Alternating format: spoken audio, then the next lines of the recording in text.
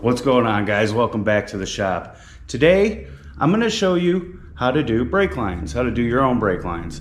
And actually for about the price of, you know, getting your brakes fixed at some place, a brake job you could say, you could probably pick up one of these for about the same price. And this is a hydraulic brake flaring tool kit, and you could actually probably make a pretty good side hustle on just owning that. Everybody needs brake work, but gonna go through some of the steps of flaring, running, doing all that. One thing we will be using is some of my favorite. This is copper tubing that we use for brake lines around here. I live in the Midwest. It's the Rust Belt, so we have to combat corrosion at every step that we can, and this is one of the best ways. Yeah, so brake lines. Okay, so the first thing you want to do in any type of brake job, usually, especially doing lines, is you want to get to your bleeder screws on all four, usually, whichever ones you're doing, whichever ones you're going to need to bleed. You're going to want to get these bleeder screws. Now, I've had these soaking overnight in a little bit of penetrating oil, but I'm going to show you a couple of steps because these front ones look pretty bad. We're going to show you a couple steps of how to actually remove these. Don't just go all willy-nilly and putting your socket on there and, you know, going for it like that. First step I would normally do is, well, soak it a little bit. You can then take a hammer and be very careful not to hit this, but hit the actual caliper itself. If you do that, it may break it free a little bit.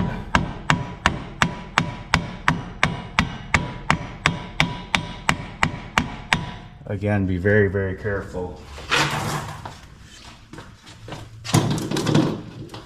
Okay, now try to use a shorter socket. Don't try to use a deep, because the deep one's going to kind of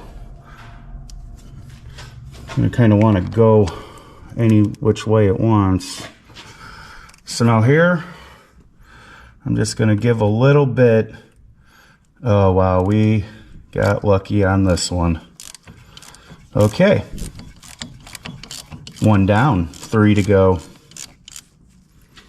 Get our catch pan.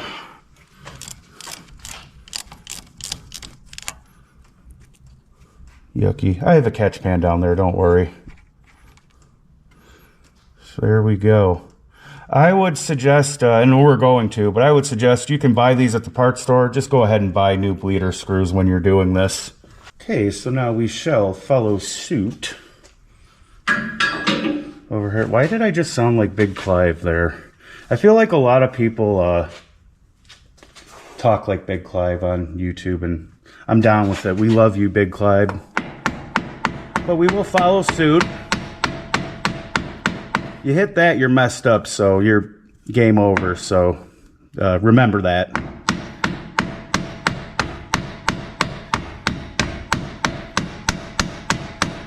Just beat the devil out of it.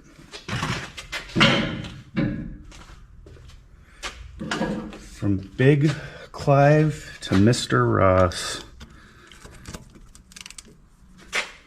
Yeah, just like I said, just kind of, wow. Somebody might have been here recently. I am not complaining. I'll go get another drip pan. I just had one.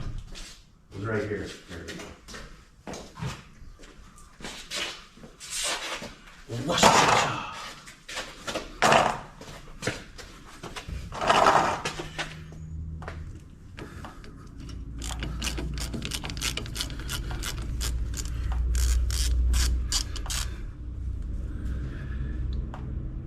We will be replacing those.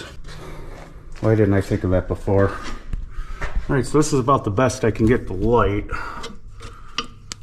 But the rears have these little green rubber things. The front had rubber things too, but these just look way better back here. And of course I sprayed lubricant before I actually pulled these off. So I always take these and put them at the end of your little lift thing just so you know where they're at.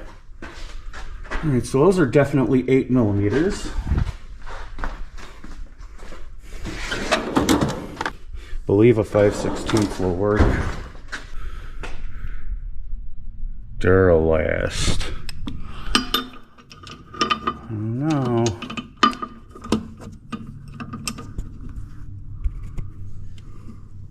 Okay, I apologize for the lighting. Yeah, I figured these ones would be pretty easy. So it looks like the rears are going to be not too bad. So that is step one. Make sure that all your bleeder screws come out. So basically the next step is to go ahead and cut the lines where they come up to the rubber on, let's say you're doing, well, we're doing the fronts, and then we are doing the two that go up to the master, which is that right there. I apologize for the light, but I have it over here to show you this. Now this is your ABS module, and this can kind of be confusing, but it's actually very, very easy. You can go ahead and cut everything that you need to cut, because what I've made here is this little template, and this tells you, I actually did a pretty good short on this, but this tells you the line routing of each of your lines. So basically you can just snip there and then snip wherever else you need to go, and there you go, Bob's your uncle. And then pretty much typically on a lot of vehicles you'll have two coming to the front. One will come from your ABS and will feed your front left wheel. The other one will always wrap around your frame and then shoot up over. As you can see, I already have it ran. You probably can't see anything there, but I already have it ran. So then really all you have to worry about is your connectors and cleaning them up. And I did a really, really good short on how to do that. I'm gonna actually go ahead and put it right up here for you guys to see it. I think it'd be over there. And best way, I think, if you can't find connectors, you could buy the connectors and just use fresh ones, but I usually always just reuse them. I don't know, I'm frugal. So as you see, we have this one's coming from the front left, this one's coming from the front right. Yeah, so pretty much you do that, cut your lines, run your new ones, leave a little bit extra, and make sure you're running them nice. Make sure you leave enough room to where you can actually run them nice. And then from there on out, I think we are ready. Well, I got to remove, actually we'll go up and remove the two coming out of the master so you can see all that too. But then after that, time to flare. I will show you how to flare these very, very gentle copper lines. You do got to go a little bit not as hard in the paint on them, but either way, when you get it down, man, they work great. So yeah. So also it's worth mentioning, if you don't go check out that short, that you might have 4 that are up top. Everything will be the same. It's just there will be a right, left, and then the right rear. Pretty much this one where it goes to the rear, it splits off on this vehicle, but some of them actually have a separate line for the left and right wheel. So just remember, the first one is for the left, and then the second one that would be over here would be for the right. And then this actually goes to the rear of your master, and then this one goes to the front, or the one that's, closer to the front of the vehicle on your master. Don't worry about anything. That's all you need to really worry about. But yep, just figured I'd mention that. Okay, so everything kind of gets routed up under here, comes up under your left tire, and this right here, this is the master. So this one right here is going to be your front. This one back here, down here, is going to be your rear. So lucky you guys, you get to see the Knipex in action. Another one-handed.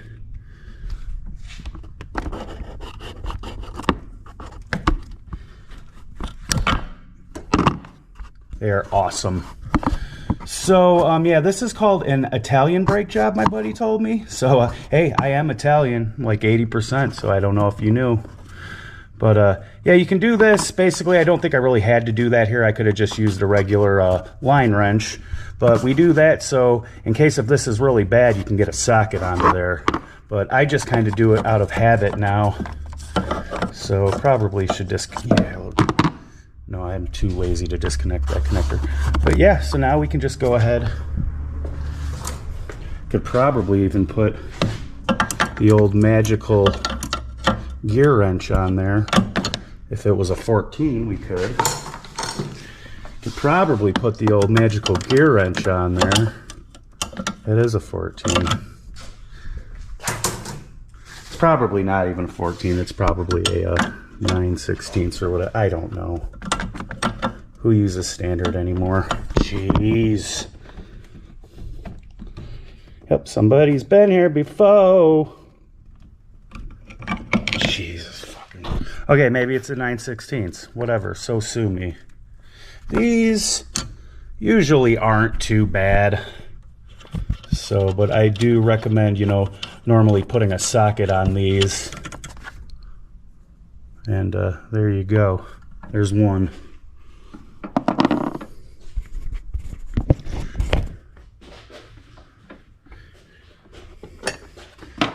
This beautiful view I just put you guys in.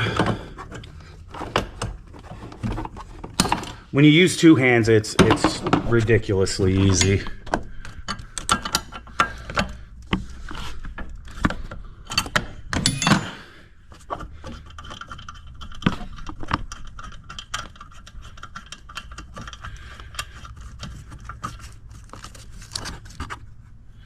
There we go.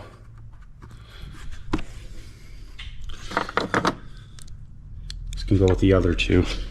And now,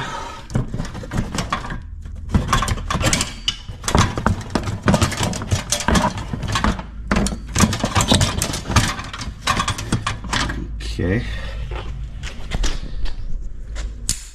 Garbage. All right, so the part I'm sure that you all have been waiting for, or probably came here for, is I'm going to show you how to flare. Now what we are doing is this is not, there's two usually, there's a bubble flare and there's a double inverted. Now on this GM, they use these double inverted. So for that, you're going to need your tool with this piece. That's an 18. This is one of the newer fancier ones. I suggest if you're going to even think about it, I would spend the money on one of these. They are amazing. They can also do connects for like GM lines for AC and stuff like that. They could do a bunch of different stuff. So what you want to do, this is 1/4 inch. We have our double inverted flare. Just pretend like this can be existing on the car. I just have some tape on there, so when I put our fitting on, it won't fall off the back. But just pretend like this is, you know, your line going to whatever. And this is the business end. This is the end you want to flare. So first thing, always put your piece on first. I've flared so many of these lines without actually putting a connector on there that it's not even funny. So that's your first thing. What you need for the double inverted is, since we have 1/4 inch, we need our 1/4 inch OP1. It'll look like that. But then you also need what is called the OP2, which is your cone. This will do the inside flare. You will see when we get there. So you can take your OP1, set it in there like that. You're also going to have these little blocks over here. And for OP1, it just is labeled 1/4 inch. It will look like that. That goes in to where this is like that. Basically, the indented side is going to go into where that piece goes in. Then you just simply put that in there. I hope I have enough light for you to see this. I don't think I do. Okay, sure. I guess that works. And I don't know how well this is going to come along, but you want to make that be just sticking out just a little bit past in there. Let me get a better shot of that so I can show you.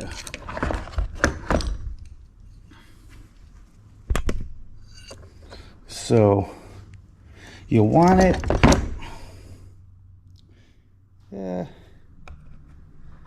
I'd say sticking out about that much. I mean, it's maybe 1/8 of an inch, not even, closer to a 32nds, just a couple millimeters, because you can see where that little void around it is. It's actually going to invert into there and fill all that up. So maybe out a little bit. Okay. Okay, that's about how much you want it sticking out, just a little bit.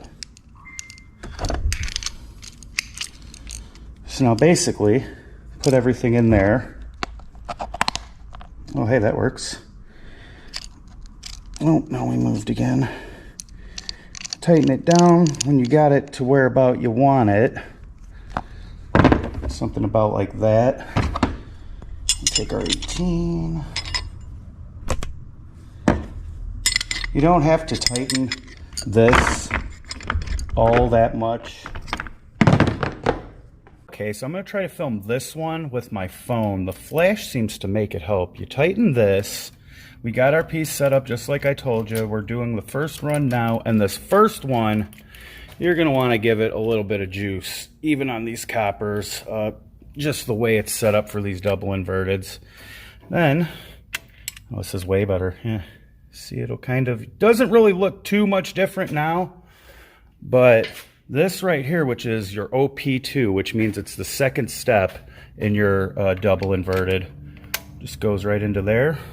Close the valve, start pumping it, and this is kind of the, oh, always make sure that this is on there first, your fitting.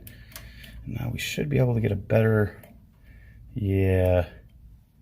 See, it's just going to kind of push in, and it's inverting the inside as well as the outside. Now that one looks a little bit better. Let's go ahead and try that. Okay, so there we go. That is much better. That will do. If it ever wants to focus. There we go. That will do.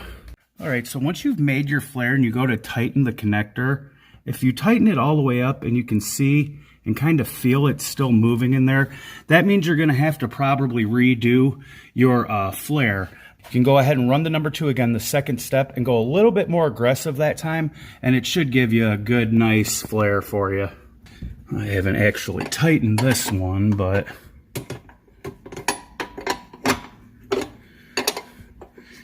get it. And then you'll feel it, you know, kind of start to get snug. You don't want to go too tight, especially with this copper, because it can kind of mess up the flare. There we go. If that's good and solid, then you know you did good. So, like I said, rinse and repeat. Okay, so there's our beautiful lines, all ran nice and neat. I'm going to make it look a lot nicer by the time I'm done. But basically, that's all there is to it. You can see there, got my connector. It's really all there is. If you can get down this thing, and you can buy one of these, I'm telling you, this thing will make your money back in one brake job. It's very easy to do. Flaring's really about it. You just want to make sure you don't kink anything. You want to make sure that, you know, everything's ran nicely and properly and looks nice. This is, you know, before I'm done with it, so I still have to get everything back into these little brackets and stuff like that. And there's some other little brackets that I have that hold them. And that's about it.